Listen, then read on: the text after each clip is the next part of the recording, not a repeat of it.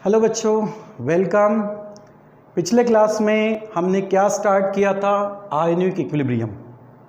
Okay, इस ionic equilibrium में हमने पिछले क्लास में कहाँ तक एंड किया था? हमने इलेक्ट्रोलाइट और नॉन इलेक्ट्रोलाइट्स के बारे में पढ़ा था। ठीक है, थोड़ा सा आपने पिछले क्लास में आपने वीडियो देखा होगा, वहाँ पर एक बात थोड़ा सा बोलने में जल्दी बोलने में मेरे से एक बात निकल गई। कौन सी थी वो? जिसमें मैंने आपको बताया था कि खास तौर से नॉन इलेक्ट्रोलाइट की बात की थी। और नॉन इलेक्ट्रोलाइट मतलब क्या होता है कि ऐसा सब्सटेंस जो वाटर में डिजोल्व होने के बाद भी आयंस फॉर्मेशन नहीं करता, उसको बोलते हैं हम नॉन इलेक्ट्रोलाइट। ओके, इसके एग्जाम्पल मैंने यूरिया, ठीक है, उसी तरह से शुगर इनके और बेंजीन, इनका एग्जाम्पल बताया था। तो उसमें शुगर का एग्जाम्पल हमने लिया था C12H22O11। Okay, it's a molecular formula of sugar. इसको जब हम वाटर में डिजोल्व करते हैं तो ये क्या देता है? एक्चुअली दो मोनोसैकराइड्स देता है, C6H12O6 और C6H12O6। ओके, जिसको आप ग्लूकोज और फ्रुक्टोज भी कहते हो। तो ये जो मोनोसैकराइड्स बनते हैं, ठीक है, ग्लूकोज एंड फ्रुक्टोज, इनको हम कहाँ पढ़ेंगे? इनको हम पढ़ेंगे बायोमोलिकुलर्स चैप्टर में। तो मैंने इसको गलती से पॉलीमर बोल दिया था, ठीक है। तो ये एक्चुअली कहाँ स्टडीड होते हैं? बायोमोलिकुलर चैप्टर में। ओके, चलो आज हम क्या पढ़ेंगे? आज हम पढ़ेंगे एसिड बेस थियरीज। क्योंकि आयनिक इक्विलिब्रियम के लिए मैंने बोला था कि इसमें इक्विलिब्रियम एग्जिस्ट कहाँ होता है? एग्जिस्ट बिटवीन, ये कहाँ होता है? Exist between the ions, exist between the ions and unionized molecule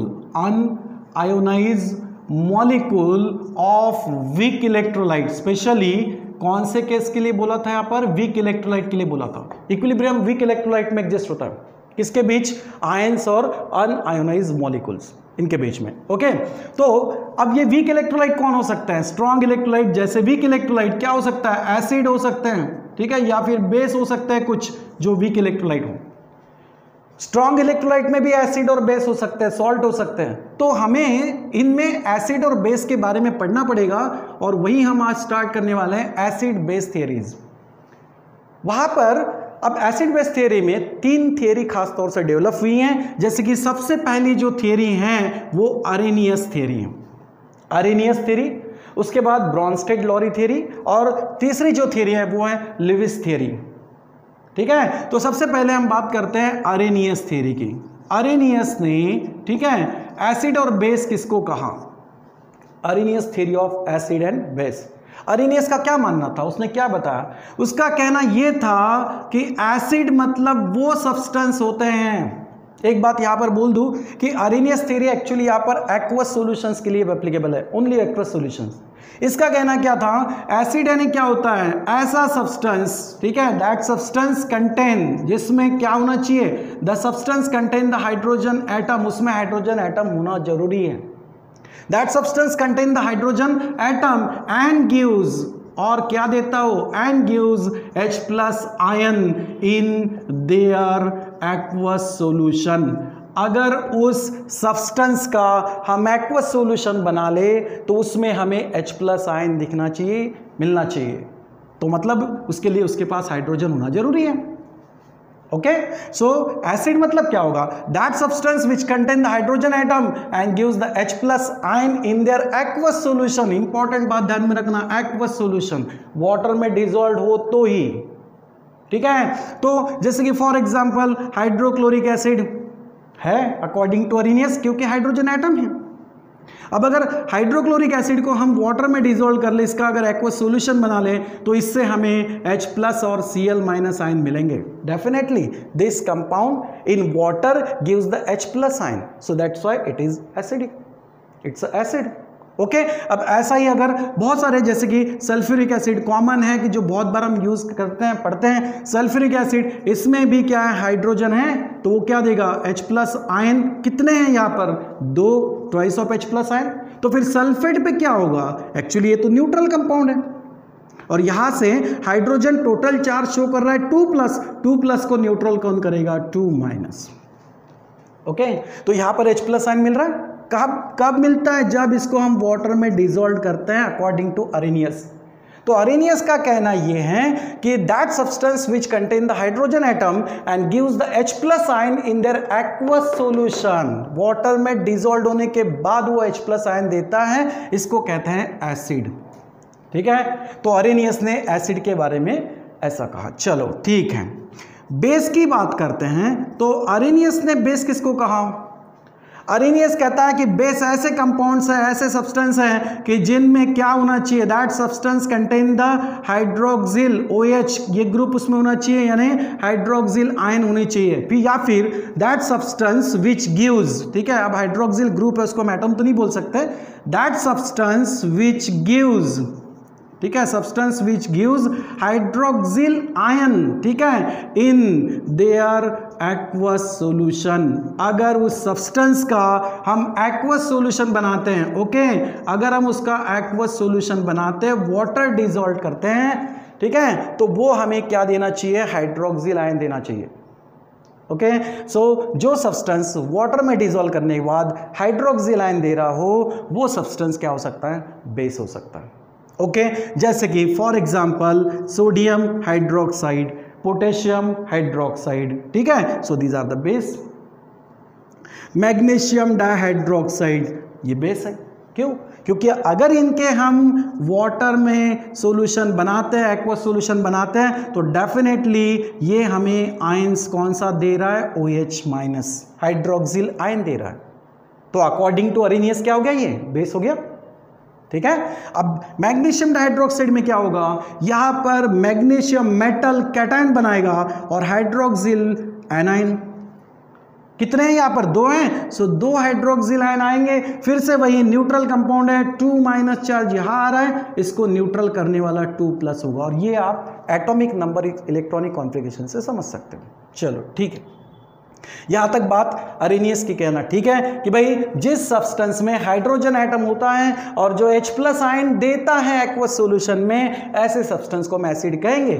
तो कहीं तो दिखाई भी दिया। चलो हाइड्रोक्लोरिक एसिड की बात करते हैं, सल्फ्यूरिक एसिड की बात करेंगे, नाइट्रिक एसिड की बात करेंगे, उनमें एक्वस सॉल्यूशन में H+ आयन होते हैं, उनके एक्वस सॉल्यूशन में H+ आयन होते हैं, तो ये बराबर है कि ये एसिड है। ओके, लेकिन उसी तरह से बेस है। अब बेस में क्या है यहां पर कि जो सब्सटेंस वाटर में डिसॉल्व होने के बाद हाइड्रोक्सिल आयन दे रहे हैं, तो वो क्या होनी चाहिए? बेस होनी चाहिए अकॉर्डिंग टू अरेनियस। अब कुछ एग्जांपल में है भी कि सोडियम हाइड्रोक्साइड MgOH2 यानी मैग्नीशियम डाइहाइड्रोक्साइड, ये सब हाइड्रोक्सिल आयन दे रहे हैं, तो बेस है। ठीक है, हाँ चलो यहां तक भी मान लेते हैं कि स्ट्रॉन्ग एसिड और वीक एसिड, स्ट्रॉन्ग इलेक्ट्रोलाइट और वीक इलेक्ट्रोलाइट की जब हम बात करते हैं, ये स्ट्रॉन्ग एसिड हो गया। अगर ऐसा ही कोई वीक एसिड लेते हैं जैसे कि CH3COOH, इसको क्या कहेंगे? Acidic acid. ठीक है, तो एसिडिक एसिड अगर हम वाटर में डिसॉल्व करते हैं तो क्या यहां कंप्लीट डिसोसिएशन होगा? नहीं। हमने पिछले लेक्चर में क्या देखा? स्ट्रॉन्ग इलेक्ट्रोलाइट कंप्लीट डिसोसिएट होता है, रिएक्शन फॉरवर्ड होती है। ये वीक एसिड है, ये कंप्लीट डिसोसिएशन नहीं होता, यहां पर इक्विलिब्रियम एग्जिस्ट हो जाती हैं और आयंस क्या मिलते हैं? एसीटेट आयन और H+ आयन। ठीक है, ओके, बात किसकी चल रही है? एसिड और बेस की। क्या इसमें वाटर में डिसॉल्व होने के बाद H+ आयन मिल रहा है? हाँ मिलता है, वेरी गुड। तो यहां पर H+ आयन मिलता है, तो चलो ये एसिड मान लेते हैं। हाँ, वो बात अलग है कि एक स्ट्रॉन्ग एसिड है, एक वीक एसिड है, लेकिन दोनों में H+ तो मिल ही रहा है। अब यहां पर ये जो है इट्स अ स्ट्रॉन्ग बेस, ये स्ट्रॉन्ग बेस है, तो ये कंप्लीट डिसोसिएट हो रहे हैं। कहीं वीक बेस की बात करते हैं, जैसे कि अमोनियम हाइड्रोक्साइड एक वीक बेस है, इसको अगर हम वाटर में डिसॉल्व करें तो क्या ये कंप्लीट डिसोसिएट होगा? नहीं, क्योंकि इसको हमने वीक बोला है, वीक है, ये कंप्लीट डिसोसिएट नहीं होगा। कुछ डिसोसिएशन होगा जिससे ammonium cation and hydroxyl anion का फॉर्मेशन होगा। ओके, तो अरेनियस के हिसाब से यहां पर हाइड्रोक्सिल ग्रुप तो है और वाटर में डिसॉल्व होने के बाद ही मिला है, तो हम इसको बेस तो कह ही सकते हैं। तो ये बेस हो गया, ये एसिड्स हो गए। ये किसके हिसाब से? अरेनियस के हिसाब से। ठीक है, लेकिन इसके अलावा भी कुछ ऐसे कंपाउंड्स थे कि जो एसिडिक थे, लेकिन उनमें हाइड्रोजन नहीं था। जैसे कि फॉर एग्जांपल अगर हम बात करें AlCl3 एल्यूमिनियम ट्राइक्लोराइड की, या फिर कॉपर सल्फेट की, ठीक है, ये ऐसे कुछ कंपाउंड्स हैं कि इनमें हाइड्रोजन्स तो है ही नहीं, लेकिन फिर भी ये कंपाउंड्स क्या शो कर रहे हैं, that's compound shows the acidic nature. अब ये कैसे हो गया, इसका तो मानना ये था, और कुछ ऐसे पाए गए कि इनमें एसिडिक कैरेक्टर है, ये एसिडिक है, लेकिन यहां पर हाइड्रोजन नहीं है, फिर भी एसिडिक कैरेक्टर शो कर रहे हैं। क्यों हुआ होगा, आर्हेनियस इसके बारे में नहीं बता पाया, मतलब थियरी कहीं तो फेल हुई। अब जब एक थियरी फेल हुई तो दूसरी तो डेवलप होगी, तो इसके बाद दूसरी थियरी डेवलप हुई। चलो कुछ बेस ऐसे भी हैं कि जो बेसिक इन नेचर्स है, जैसे कि मान लो कि अमोनिया की बात करते हैं NH3, ओके, या फिर यहाँ पर सोडियम कार्बोनेट की बात करते हैं, ये एक्चुअली कैसे है, बेसिक इन नेचर है, ये बेस है, लेकिन बेस होने के बावजूद भी यहाँ कहाँ हाइड्रोक्सिल दिखाई दे रहा है, नहीं है नहीं है, हाइड्रोक्सिल नहीं होने के बावजूद भी बेसिक कैरेक्टर शो कर रहा है। ये तो इसके कहने के बिल्कुल उल्टा हो गया।